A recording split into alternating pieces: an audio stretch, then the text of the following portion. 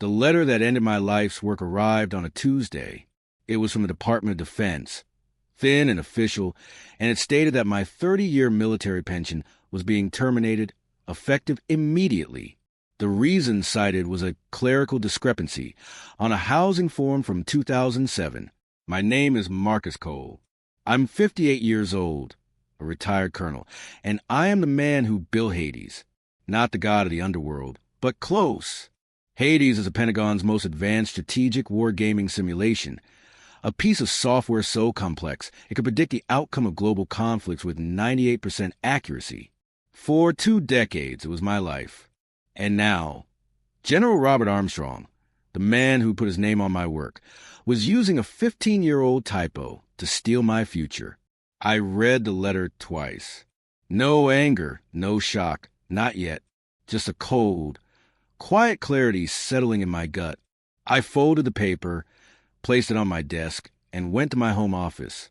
I sat in the dark for a long time, the glow of my monitors casting long shadows on the walls. Armstrong thought he had me. He thought I was just some old soldier put out to pasture. He forgot one crucial detail. When you build a maze, you remember where all the secret passages are. I met Robert Armstrong at West Point.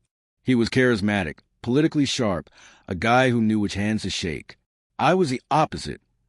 Quiet, analytical, more comfortable with code than with people. We were both commissioned into the Signal Corps.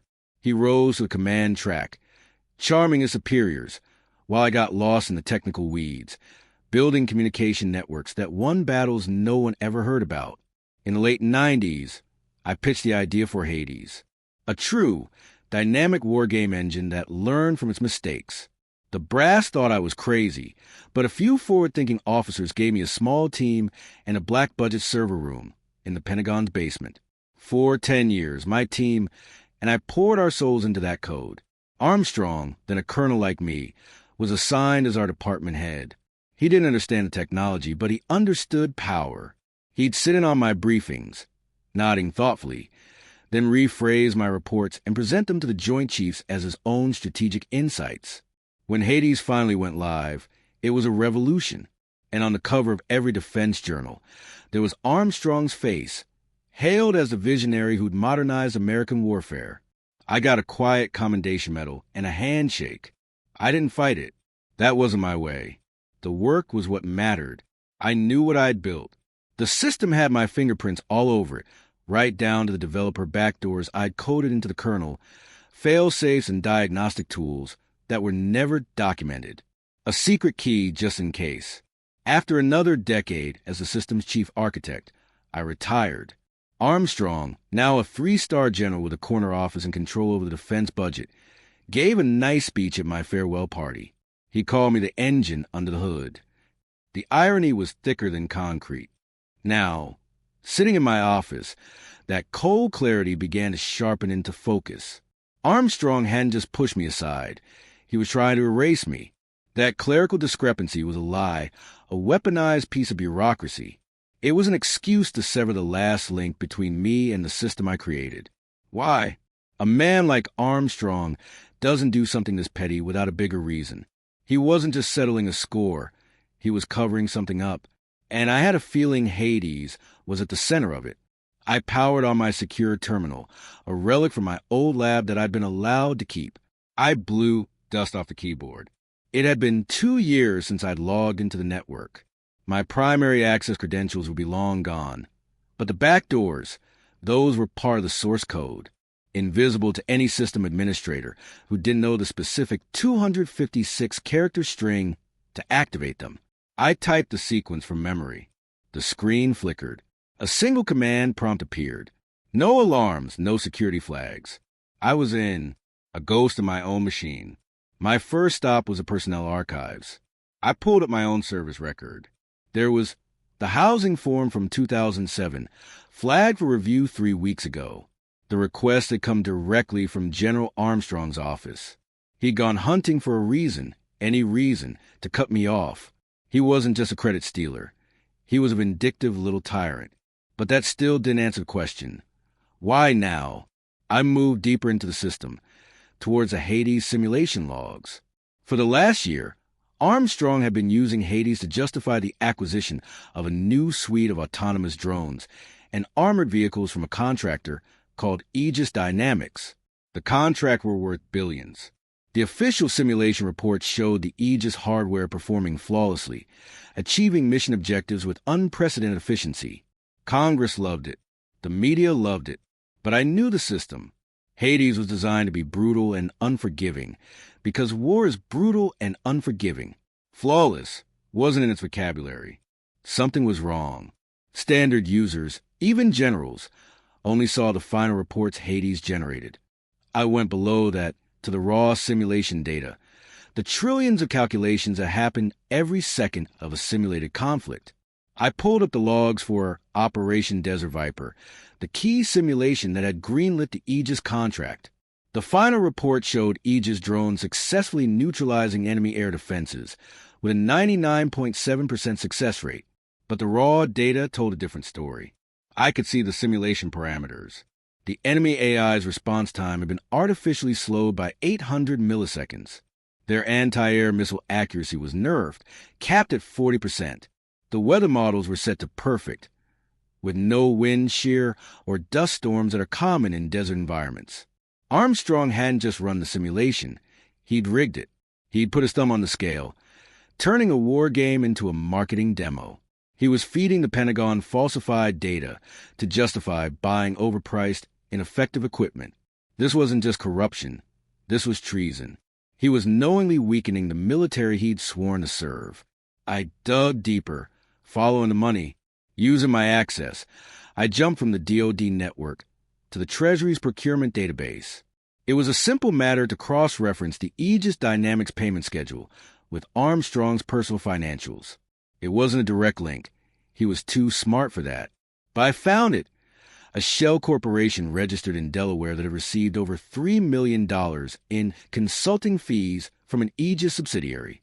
The shell corporation was owned by a trust. The trustee? Armstrong's brother-in-law. Checkmate. I had the evidence. I could go to the inspector general, maybe a trusted senator, but Armstrong was a master of politics.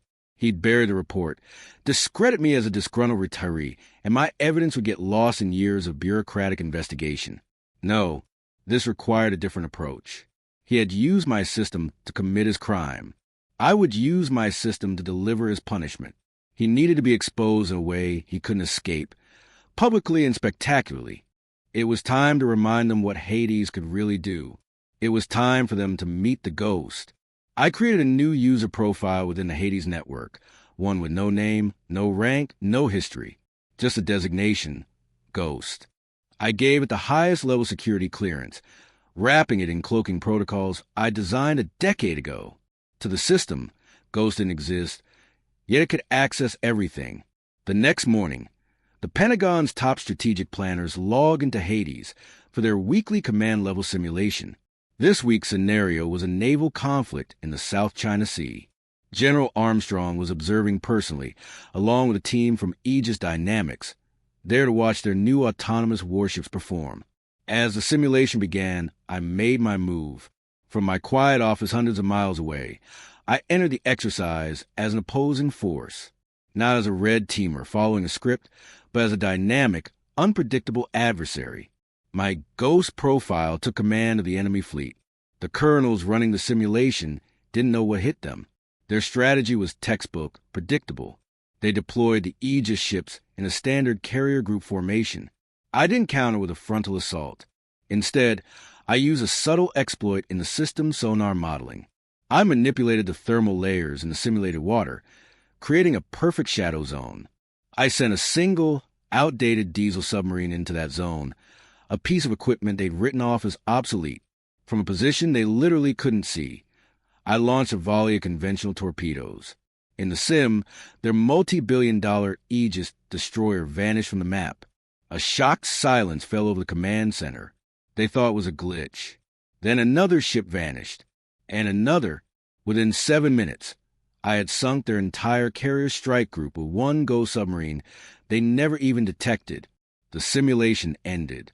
Result, catastrophic failure. Panic started to bubble up in the IT department. They couldn't find any record of the opposing player. There was no user log, no IP address. Just ghost.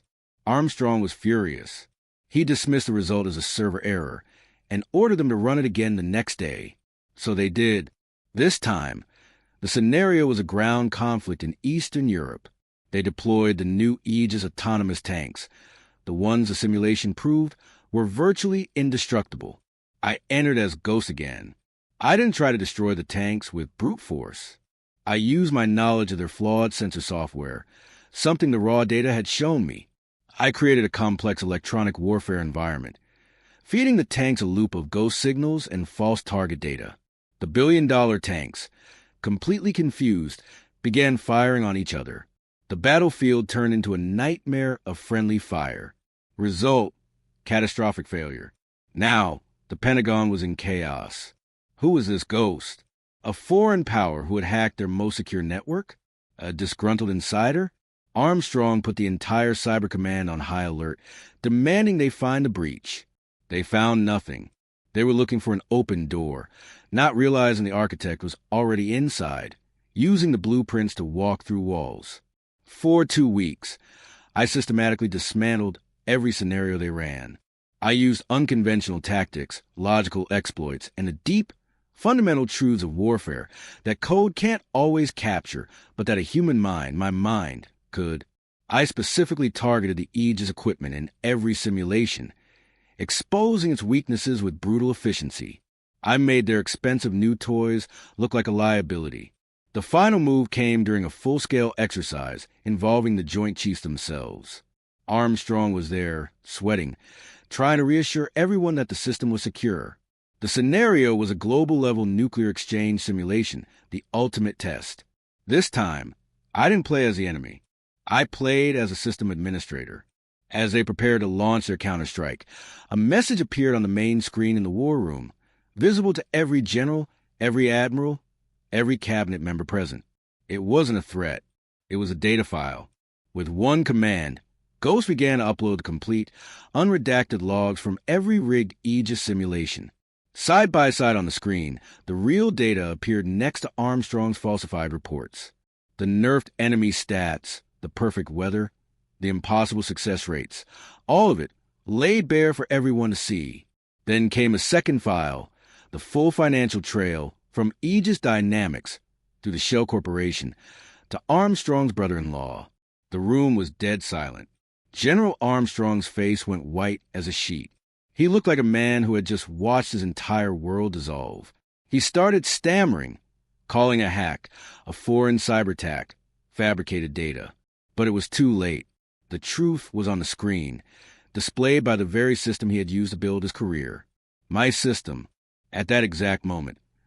Every screen in the room went black.